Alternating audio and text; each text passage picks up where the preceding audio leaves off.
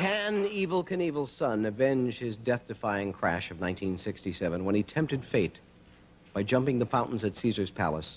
That is the question, which will be answered on April 14th when Robbie Knievel leaps across those same fountains.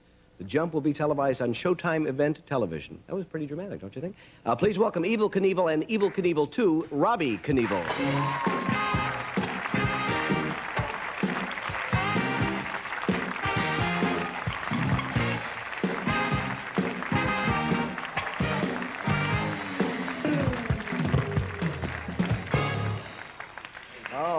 How you doing? Just fine, thank you. I'm glad to hear it. Now, do I call you Robbie or do I call you Evel too? Robbie. Robbie? All right, that's great. Now, I don't know if you listened to this introduction, but your dad didn't make it across this thing. He was unconscious for 30 days, or 31, or whatever the count was. Why do you want to do this, Robbie? First of all, I was born into it, and there's been a lot of guys trying this. I grew up with it. I love what I'm doing. I grew up with a motorcycle, and I'm very proud to keep a name that still holds the #1 spot in the history of ABC Wide World of Sports to this day. Yeah. Going. Now, how long was that jump you tried to make? When I jumped it was about 140 feet. Robbie will probably jump somewhere between 160 and 200 feet. But there's. But again, I point out, if you were listening to my introduction, you didn't quite make that. Now you're adding some more. No, but I did that on purpose. just to hype his? Because I knew that 26 years later I'd have a son, and that maybe he could try it, and everything would work out all right for me. And you think he's going to be okay? This was a serious accident. I mean, this was not just a little bump. There have been many children, many young kids in the world try to pay me a compliment, what I consider a compliment, to do what I do. There's kids riding bicycles down jumping. Oh. There have been 6 or 7 motorcycle jumpers that have been killed, which I'm not too proud of, trying to do jumps like this. There have been 2 or 3 ended up as paraplegics or pelagics in wheelchairs. Yeah. This is a dangerous jump. The Caesar's Palace jump actually has got to be the most dangerous jump in the world. When you go to a racetrack and try and make a jump, you go down around the ramp and around the cars and you test your speed. You're on the parking lot here. That's right. Yeah. When you go to Caesar's Palace, there is a absolute fountain in front of you, and there's absolutely no practice run you can make on it. When he goes out there, he's committed. First time. What is this? This is the helmet that was... Don't show Robbie. Well, this is a helmet that was manufactured in the United States here 20-some years ago, and this is a helmet that I had on when I jumped Caesar's Palace. It did save my life, but I only used it once. Yeah. How do you feel about the laws? You think motorcyclists should have to wear helmets? Gary Busey doesn't, even after the accident. Well, can lead a horse to water, you can't make him drink. So the answer is yes. I feel really... we got another helmet back here. Let me show you the difference. This is the new improved? Well, in 21 years of... This helmet here is made in... This was made in the United States. This one, I think, is made in Italy. It's called the Nolan. And this helmet, if this helmet would have had the liner in it, and the air vents and everything that this beautiful helmet has, it would have been a little different. I would not have been rendered unconscious for 31 days. So, Robbie, when you get dressed, it's this one, the one without the scratches.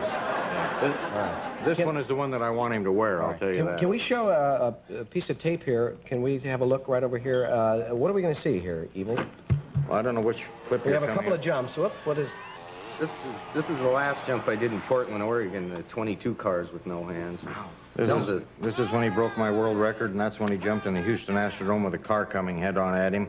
The car took off of the takeoff ramp, and he jumped over the car in midair and went over the top. Now, how do you practice something like this? You can't just go over to the parking lot there at Caesars and say, you folks move over here. Well, right now I'm testing a lot of different bikes, Japanese products, an American product.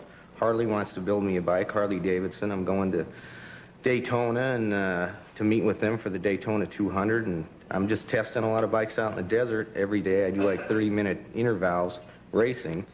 And real hard racing, and then I take breaks, and that's how I've ridden bikes all my life. How do other people in your life feel about this? I mean, like the women in your life, for example. Like my little girl. Hell yeah, family. She's sure. not old enough to know anything. But my wife I met a long time ago, and my worst accidents were when I was a teenager. And so she's never really seen me get hurt. So she's like, oh, he's got it under control. And as long as he makes it to the other side and gets the paid Well, I would think Mom would be concerned, particularly after what happened to you. Now, and you're a dad. You must be concerned too, right? Well, I am concerned. There's... I'll talk him out of it, Evel. There's still time. Well... Oh, I'm sorry. I just... There's a lot of money to be made here. Oh, you get paid for this. He's chosen his own way of life. Robbie and I make our living... I have made my living risking my life. Robbie's a life risker, a daredevil, a showman. There are other motorcycle jumpers around the country, but, you know, there's a lot of guys that could sing louder and longer than Elvis Presley, but who the hell gives a damn? That's just the way it is. I may jump something now, and after that little pep talk, what of your successful jumps are you most proud of? I never had one. I'm serious. Excuse me? Pat, look, let me see how I could phrase it to you the way you can understand. There's two parts to every jump. There's a takeoff and a landing. Yeah. I never missed a takeoff. The landings were a little tough, though. But, you know, good luck, and it sounds weird to me, but I wish you well. And, well, it'll be on April 14th, Friday night, on Showtime pay-per-view television, and it'll be at the most beautiful hotel and casino in the world. I don't mean to overemphasize this too much, but it's this one, Robbie. It's the one without the scratches. Every mother and father that wants to buy a motorcycle for a son or a daughter, or for themselves, if you don't buy a helmet, one of these beautiful helmets when you buy one, believe me, remember the story about Humpty Dumpty. You've got to protect your head. You've got to take care of yourselves. That's all. From Evel Knievel, ladies and gentlemen. Thanks, guys. Good luck, Rob. State legislator / rodeo clown, Steve Homack. We'll be right out.